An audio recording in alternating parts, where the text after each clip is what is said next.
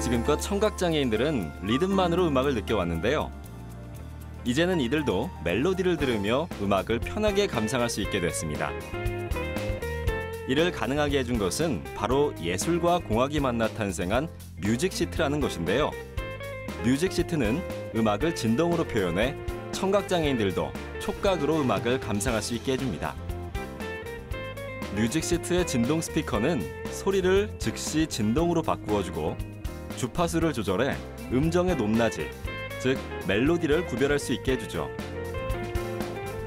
앞으로 발전을 거듭해 장애인과 비장애인의 벽을 허물고 새로운 커뮤니케이션의 수단으로 자리 잡을 뮤직시트를 과학 미래를 열다에서 만나보시기 바랍니다.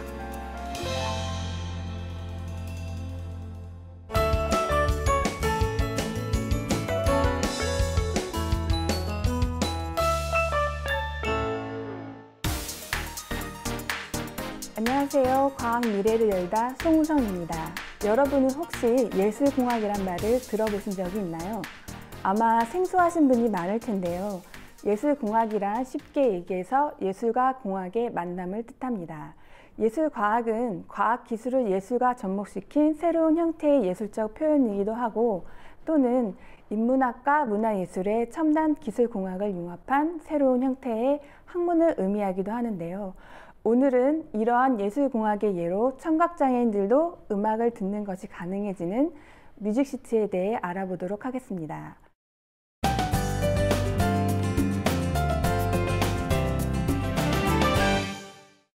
청각장애인들은 소리를 듣기 힘들기 때문에 그들이 음악을 느끼는 방법은 보통 사람들과 다른데요. 음악이 재생될 때 떨리는 스피커에 손을 대어보며 만져보거나 또는 큰 소리의 음악이 재생될 때 그 저음의 떨림을 온몸으로 느끼면서 음악을 경험하고 있습니다. 생리학에서 촉각이란 피부 감각의 하나로서 피부가 물건에 닿았을 때 일어나는 감각을 뜻하는데요. 피부는 살아있는 복잡한 구조로서 생존과 관련된 많은 정보를 입력하는 기능을 담당합니다. 하지만 촉각은 시각, 청각과는 달리 손에 닿는 범위의 정보 처리밖에 할 수 없기 때문에 오감 중 가장 원시적이라고도 할 수 있죠. 영상과 소리는 정보로서 분석하고 제한하는 것이 용이하지만 감촉, 질감은 정보화하기 어렵다는 단점이 있는데요. 하지만 이러한 촉각은 한 가지 감각을 상실한 사람들에게는 귀를 대체할 수 있는 좋은 감각이 될 수 있습니다. 흔히 청각의 어려움을 겪는 사람들에게는 말이죠. 그 이유는 촉각을 청각 감각으로 변환 가능하기 때문인데요. 그럼 청각장애인들은 어떻게 촉각으로 청각적 감각을 느낄 수 있는 것일까요? 아까 청각장애인들은 음악이 재생될 때의 떨림을 느낀다고 말씀드렸는데요. 그렇다고 청각장애인들이 단순히 음악의 리듬만 느끼는 것은 아닙니다. 즉, 이러한 진동으로 높은 소리와 낮은 소리도 구분할 수가 있는데요. 우리가 도와 레를 다른 음으로 구별할 수 있듯이 진동을 통해서도 도와 레를 구분할 수 있습니다. 보통 우리는 상대 음감, 즉 도와 레의 음정 차이 때문에 음을 구별할 수 있게 되는데요. 진동으로도 음악을 경험하는 것도 이와 같은 원리로 구별이 가능한 것이죠. 또한 보통 사람들이 음악을 감상한다는 것은 멜로디를 하나하나 구분하면서 듣는 것이 아니라 전체 멜로디의 흐름을 듣는 것인데요. 진동도 마찬가지입니다. 전체적인 진동의 흐름을 음악으로 경험하게 되는 것이죠. 그리고 그것이 비트가 될 수도 있고 음정의 차이일 수도 있습니다. 따라서 이러한 원리를 이용한 것이 오늘 살펴볼 뮤직시트, 즉 음악을 진동으로 느낄 수 있는 촉각음악 시스템인데요.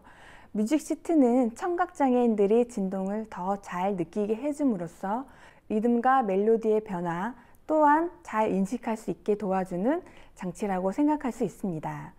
지금부터 살펴볼 뮤직시트를 더 잘 이해하시려면 흔히 우리가 접할 수 있는 영화관의 4D 진동의자를 생각하시면 됩니다. 영화관의 진동의자는 특정 소리나 효과를 내기 위해 진동을 발생시키죠. 하지만 뮤직시트는 음악을 모두 전달하려 한다는 점에서 이러한 진동의자 및 기존의 진동음악 시스템과는 다른 점을 보여주고 있습니다. 그동안 기존 음악을 진동으로 표현하고자 하는 시도는 있었지만 거꾸로 진동을 이용해 음악을 표현한 적은 없었는데요. 따라서 뮤직시트는 최초로 진동으로 음악을 표현하려 했다는 점에서 상당히 고무적입니다. 또한 진동으로 음악을 만든다는 것은 음악을 새로운 매체로 표현하려는 시도이기에 이것이 예술공학의 한 분야가 된 것이죠. 첫 뮤직시트의 등장은 바로 청각장애인들이 운전을 할 수 있게 되면서부터였는데요. 자동차라는 밀폐된 공간에서 큰 볼륨으로 음악을 재생시키면 소리의 진동이 몸으로 느껴지게 되는데, 이러한 방법으로 음악을 즐기는 청각장애인들의 이야기가 모여져 하나의 아이디어로 이어졌습니다. 그것이 바로 뮤직시트인 것이죠. 뮤직시트에 대한 연구는 2007년부터 시작됐는데요. 하지만 뮤직시트라는 이름을 갖고 청각장애인들이 직접 사용하게 된 것은 2013년이었습니다. 이렇게 만들어진 뮤직시트는 전국의 농아학교의 음악실과 수학카페, 그리고 농아인 복지관에 설치되어 있는데요. 이것은 한 자동차 회사의 기부로 가능했습니다. 또한 지난 봄에는 이 자동차 회사에서 음악 콘서트에 청각장애인 학생들을 초대하여 뮤직시트를 제공하기도 했죠. 그럼 이제 이 뮤직시트에 대해 자세히 알아볼까요?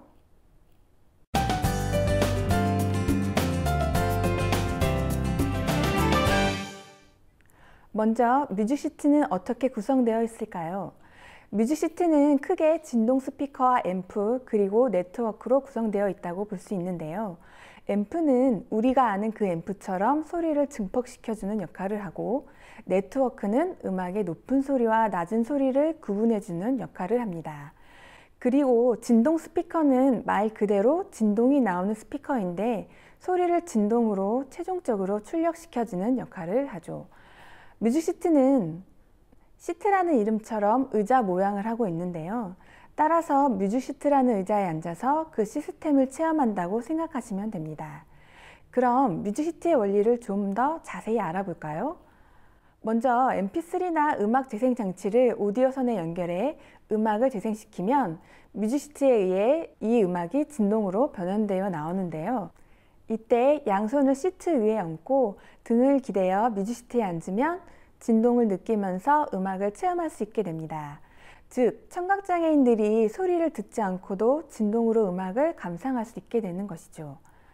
뮤직시트는 앞에서 말씀드렸던 것처럼 촉각을 진동의 형태로 표현해 음악적 정보를 전달하게 되는데요. 따라서 첫 번째로 필요한 기술은 음악을 진동으로 표현하는 기술입니다. 이 역할을 하는 것이 바로 뮤직시트의 진동 스피커인데요. 진동 스피커는 스피커의 한 종류로 진동을 좀 더 강하게 느낄 수 있도록 만들어진 스피커입니다. 따라서 보통의 스피커와 그 원리는 비슷하죠. 스피커에는 유닛이라고 하는 부품이 있는데, 이것은 진동판을 움직여 소리를 내는 역할을 합니다. 이 진동판 뒷면을 보면 얇은 구리선을 원통형으로 감아놓은 보이스 코일이 있는데요.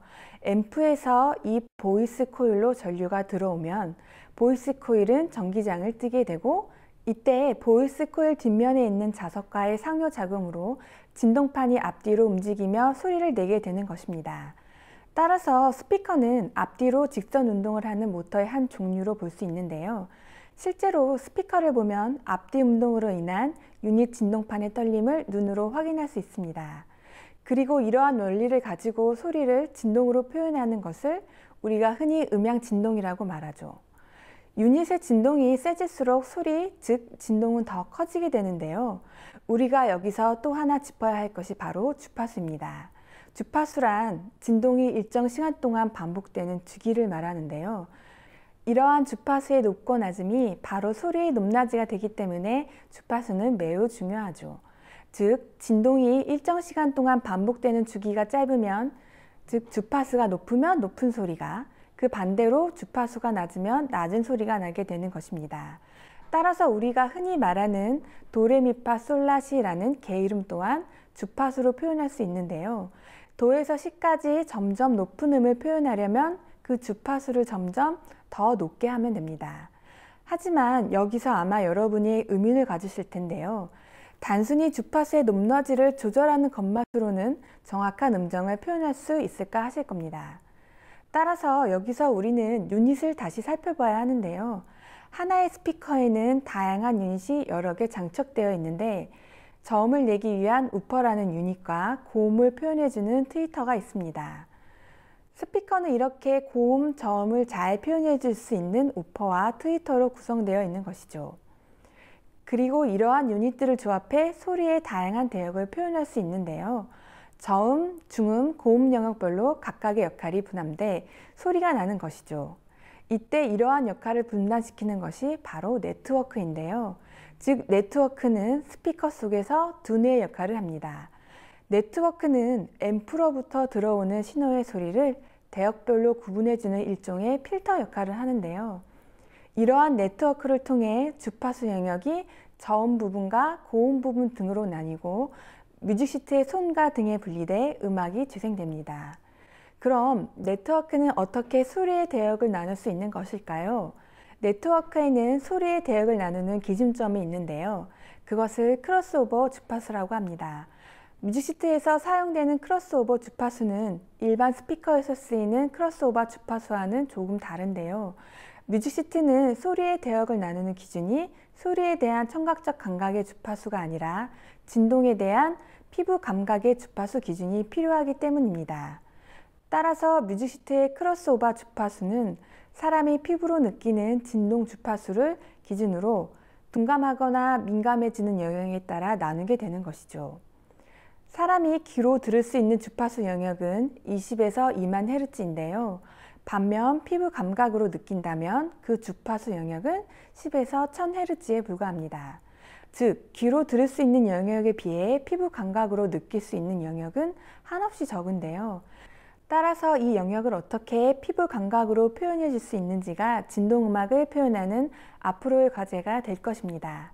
즉, 청각적 감각에 의한 소리의 주파수를 피부 감각으로 느낄 수 있는 진동 주파수 영역으로 더욱 효과적으로 변환해야겠죠. 그럼 이번에는 뮤직시트에서 필요한 또 다른 기술을 알아볼까요?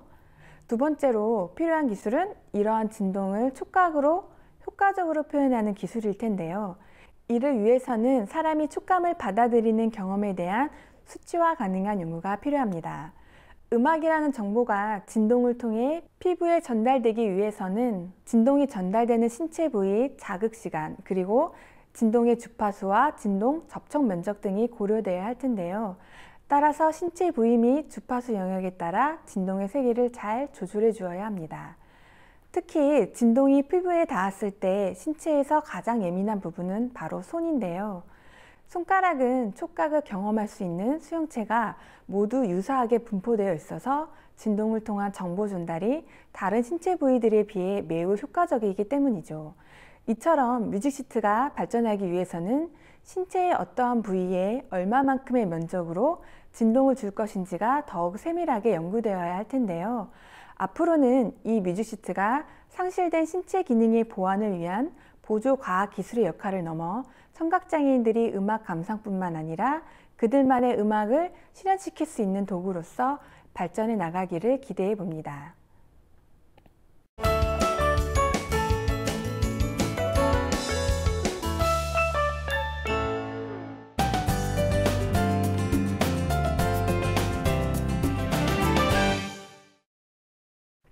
가까운 미래의 진동음악 시스템은 우리가 현재 음악을 걸으면서 들을 수 있는 것처럼 좀 더 포터블해지거나 웨어러블한 형태로 만들 수도 있을 것 같습니다. 하지만 향후 30-40년 후에는 보청기를 비롯한 여러 기술의 발달로 없어질 수도 있겠죠. 그렇지만 음악은 하나의 커뮤니케이션입니다. 특히 음악은 비언어적 커뮤니케이션으로서 매우 큰 잠재력을 가지고 있습니다. 즉, 음악이 가지고 있는 패턴이나 형식으로 연주자의 감정과 의도 등을 잘 전달할 수 있습니다.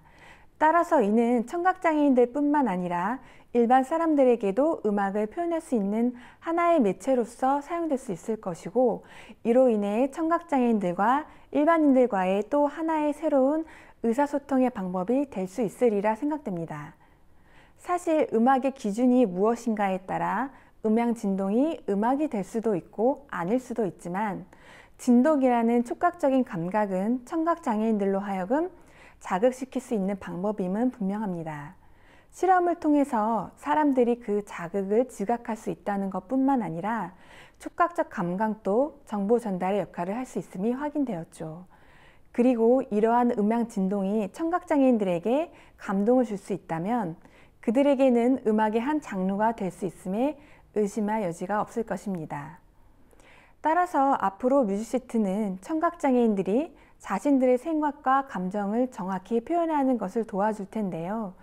음악이라는 예술적 표현을 통해 자신의 감정을 표현하고 다른 사람의 감정이나 의도를 학습할 수 있게 되기 때문이죠. 이는 청각장애인들의 넓은 사회적 관계 형성에도 큰 도움을 줄 수 있겠죠. 또한 뮤직시트는 음악 예술뿐 아니라 커뮤니케이션에도 적극 활용될 텐데요. 비장애인들과도 자유롭게 커뮤니케이션을 가능하게 해 청각장애인들에게 새로운 희망을 주게 될 것입니다. 청각장애인 중에는 자신의 생각과 감정을 표현하는 기술이 부족하거나 주의 집중 능력이 약한 사람들도 있는데요. 따라서 다른 사람들과의 의사소통에 이 진동음악을 사용하는 방법이 연구 중입니다. 커뮤니케이션을 위해서는 자신에게 허락된 청각을 통해 소리를 받아들이고 구별하고 해석하는 것이 중요한데요. 이때 진동을 이용해 못 듣는 소리를 구별하고 해석할 수 있게 하는 것을 가장 큰 목표로 하고 있습니다. 청각장애인 중에는 모든 소리를 전혀 듣지 못하는 사람도 있지만 특정 영역의 소리만 듣지 못하는 사람도 있는데요. 이러한 사람들에게도 진동음악은 필요합니다. 자신이 듣지 못하는 소리를 진동을 통해 경험해보고 학습할 수 있기 때문이죠. 또한 청각장애인들은 자신이 말한 소리를 듣지 못하기 때문에 언어장애가 함께 발생할 수도 있는데요. 만약 자신이 말한 소리를 진동으로 들을 수 있다면 언어적 측면에서도 진동을 통한 학습이 도움이 될 것입니다. 그리고 뮤직시트는 청각장애인들이 음악 감석 방법을 그대로 참고해 제작되었고 그들의 경험에 따라 음악을 표현하였기 때문에 청각장애인들의 음악 활동 및 교육에 큰 도움이 되고 있는데요. 현재 뮤직시트를 통한 음악과 언어 교육 방법 및 콘텐츠가 제작되는 중입니다. 앞으로 청각장애인들이 사회에서 더 적극적인 역할을 할 수 있도록 우리의 관심이 더욱 필요하겠습니다.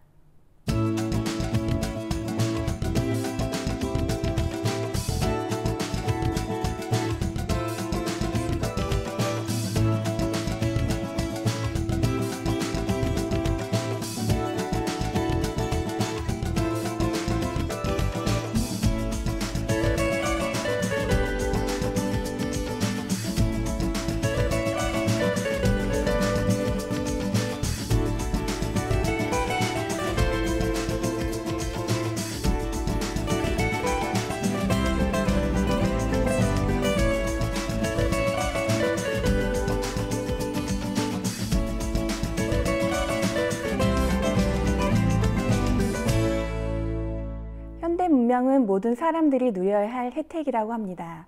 장애를 가진 사람들에게도 마찬가지겠죠.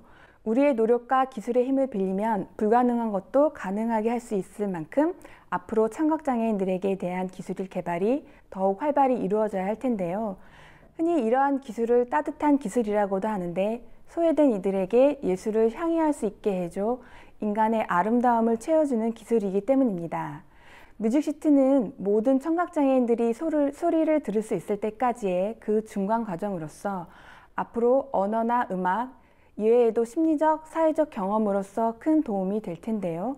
아직도 부족함이 많은 분야지만 많은 사람들의 공유와 관심으로 발전돼 수많은 장애인들에게 많은 도움이 될 수 있었으면 좋겠습니다. 뮤직시트가 앞으로 어떻게 발전하고 사용되는지 여러분의 많은 관심 부탁드리겠습니다. 과학 미래를 열다 시청해주신 여러분 고맙습니다.